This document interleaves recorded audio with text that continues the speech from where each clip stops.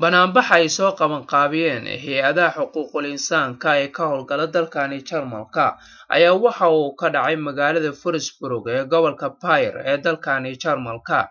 Banaanbaxan oo ay ka soo qayb galeen dhammaan qaxootiga ku dhaqan magaalada Würzburg ayaa waxa uu ahaa mid ay ku muujinayeen sida ay ugu xun yihiin geerida ku timid Maxamed Hirsaad oo u dhashay dalka Iiraan oo 2 cisho ka hor isku daldalay kaam ku yaala magaalada tan Würzburg.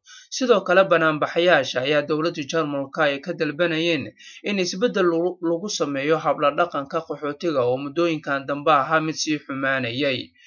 balse aan u soo ogaado sababta ku kaliftay Maxamed inuu isdaldalo iyo dhibaatooyinka haysta qaxootiga ku dhaqan magaalada Würzburg ayaan waxaan booqday kaamka uu ku geeriyooday Maxamed oo aan kula kulmay dhalinyaro ay saaxiibo isu dhow ahaayeen Maxamed oo aan wax ka weydiiyay sababta ku kaliftay inuu Maxamed isdilo waxayna ku jawaabeen sida tan. aslında Cilvan'mış Kürdistan'e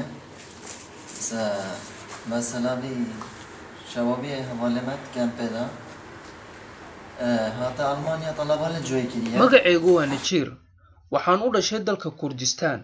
haddii aan kaaga sheekeeyo Maxamed waxa uu ahaa nin aad iyo aad u wanaagsan runtii bulshaduna waa uu ka dhex muuqday sababta keentay inuu isdilana waxaan dhihi karaa dowladda Jarmalka oo u diiday inay u aqoonsato qaxootinimo. markii loo diiday in loo aqoonsado qaxootinimo dowladda Jarmalka waxa uu ka dalbaday in dalkiisa Iiraan dib loogu celiyo balse taasi ma ay dhicin. dowladda Jarmalka waa ay ka biyadiiday kadibna waxa uu qaatay go'aan ah inuu dunida isaga tago.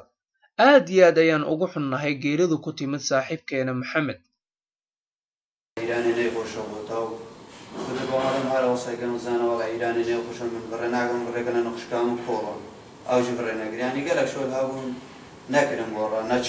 Maxamed Hirsaad runtii waxa uu ahaa saaxiib qaali ah oo waxaan isla soo qaadanay waqti dheer. anigu kaamkani waxaan ku noolaa muddo sanad ah asigana wuxuu joogay 7 bilood balse intuu joogay asigii anigu waan isgaranaynay. waxaan xasuustaa hadal uu inagu yiri habeenkii isku kay dambeysay waan kala tageynay. wuxuu inagu yiri waan tagayaa asxaabay balse dib dambe uma soo noqonayo oo ma arkaysaan. hadalkiisa waxaan u qaadanay uun kaftan inuu yahay balse maanta waa uu naga tagay Maxamed oo dib dambe uma arkayno. inta aan joogay kaamka ayaan sidoo kale waxaan su'aal weydiiyay wiil lagu magacaabo Hirsaad oo u dhashay dalka Ciraaq oo aan wax ka weydiiyay dhibaatada haysata qaxootiga ku dhaqan kaamkani waxaana uu ku jawaabay sida tan.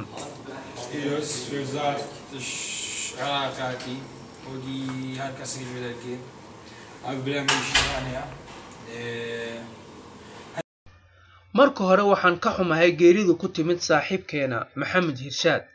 haddii aan kaaga sheekeeyo dhibaatooyinka haysta qaxootiga ku dhaqan gobolkani Bayer runtii waa dhibaatooyin aad iyo aad u fara badan.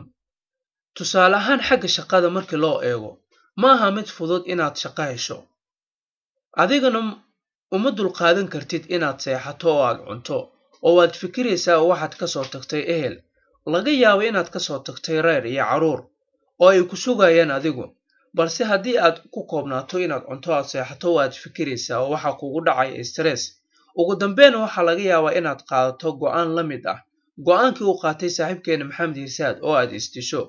dhibaatooyinkana ma aha mid aan halkaani ku soo koobi karayno hadda. Maxamed Hirsaad wuxuu u dhashay dalka Iiraan ifkana wuxuu kaga tagay gabadh yar oo lagu magacaabo Mehtaan Maxamed Hirsaad oo ku nool dalka Iiraan.